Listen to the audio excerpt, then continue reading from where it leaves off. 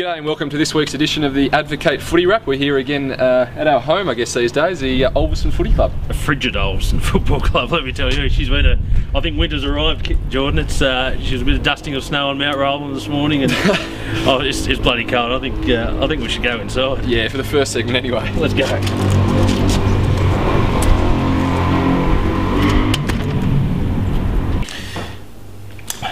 Well, Jordan, a bit warmer in here. We've been allowed into the NTFL boardroom by Vicky, the NTFL General Manager. It's very, very nice of her to let us in. Yeah, it was fresh outside, wasn't it? Another 20 degrees warmer in here, which is fantastic. Moving straight on to NTFL. First game we have Penguin East Devonport. The two Blues are coming in 3-game losing streak, so they really need to stem the flow and get back to maybe possibly challenging for that second spot. Yeah, so 3 weeks ago it was between them and Ulverston for that second spot. Now Ulverston have made that jump now. 3 games clear. Yeah, so Penguin really just sort of holding on at the moment.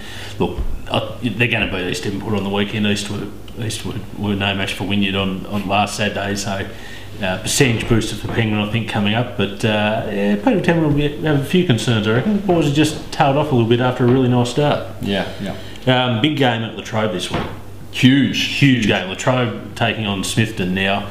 Smithton aren't a great travelling team, but they gave Penguin a bit of a touch up at home last week. And Latrobe, what's going on at Latrobe, mate? They're struggling outside the top 4. Yeah, well, if they lose to Smithton, they'll be 2 games outside. So this one's it's almost the 8-point game. The 8-point game. Took the words out of my mouth, Coley. But they're not too far off the mark. They've only beaten East and Smithton this year, but they've shown that they can really challenge Penguin and Ulverston. On the weekend, obviously, they missed their captain Josh Holland. I think his wife had a baby, so he'll be back this week. Yeah. But you think Ned would get his men up and they'll maybe slot back into 4th position, but if they lose, it's going to be very, very hard to come back. Do you still think the hunger's there for Latrobe play? You know, they've been, a lot of those blokes there in that team have been at the top of the tree for a good 3 or 4 years now. Do you think the hunger's still there? Oh, I think so. I think they've got the best 3 or 4 players are still some of the best in the league, but they have. When you consider their depth's not there this year. They've lost 8 or 10 players from last year's premiership team, so Ned has got a lot of players there, probably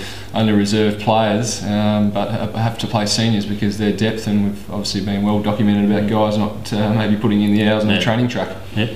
And we've left the best to last, the top of the table clash between Wynyard and Ulverston to finish up the round. Look, Ulverston's really been the only team this year that have pushed Wynyard.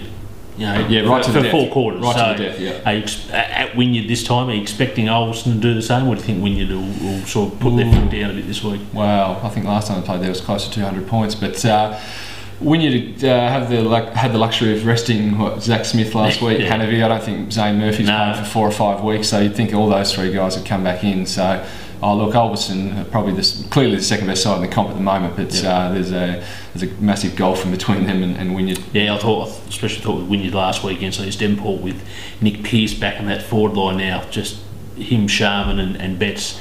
It takes out 3 really good defenders, and they all have to be on top of their game. Otherwise, Wynyard's going to kick a fairly sizable score each week. And then you go to the little fleas in Bowen and my man Cal Kabicki, who just get all the. Yeah, Nick Hall kicked a lazy 5 just to top things off on the weekend too. So, look, I think Wynyard will win. I think they'll make a statement this weekend and win well. I think. Yeah.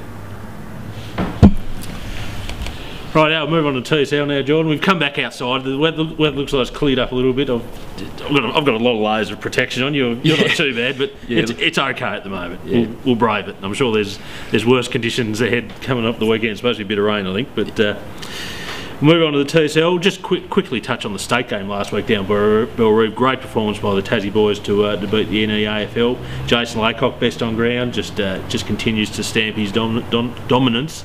That's a hard word to say, kids, on the competition. Yeah, well, he's been a little bit quiet earlier in the year, but the last month he's really built up, and he did say to me a couple of days before the game that he sort of was building towards the state game because he missed out on last year, but he showed everyone that he's still probably one of the, if not the best player in the state. And he's obviously going to feature prominently on the weekend when Burnie host the Western Storm. Now, Burnie, they're in a reasonable run of form, mate. Western Storm, they're coming off a trip to Perth on Tuesday to finish off their Foxtel Cup duties, where they got a bit of a touch-up. So they're going to, you'd think Burnie's getting them at the right time, aren't they? Yeah, well, and another 6 of their players, it's going to be basically 3 games in a week because their 6 best players played for the Tassie. So I think Burnie may have lost by 3 or 4 goals last time they played them up there, and they've probably improved since then. Yeah. So, yeah, they're cherry-ripe to knock off the Storm. If they knock them off, I think they're almost knocking down the door of the top 3. Yeah, okay, good.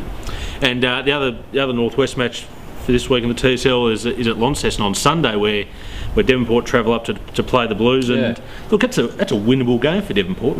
Lonnie are really struggling this year. Only won the 2 games. Devonport have won the 4, and a little bit of extra motivation this week with Al Clemens' 250th. Yeah, I saw last game between Lonnie and Devonport, and Devonport touched them up quite convincingly. You've probably seen a bit more of the Magpies this year. What's impressed you the most? Yeah, I watched them play against North Launceston there a couple of weeks ago, and North Launceston went out to like a near 5-goal lead, and Devonport reined them in, which is, a lot of the times in the past, the old Devonport just keeps sliding away. But now some of those younger bodies they can run out a game, and they were really good in the second half against North Launceston. Have they elected a new captain? Obviously, Simmons, the captain's curse. Simmons and Griffiths have both gone down with what look like season-ending injuries. Yeah. So is Clements or one of those old heads going to get the? Well, no, he's not in the leadership group this year, Al. So he was captain last year. So I'm glad. Tiffany's glad he's given it up this year. So I'm sure we'll get on the Max round later on this afternoon, and we'll see who's captain this week. But it's a bit of a curse at the moment at the Pies, the poor things. But they've had a good year. Yeah. Thanks for joining us this week on the Advocate Footy Wrap. We'll see you again next week.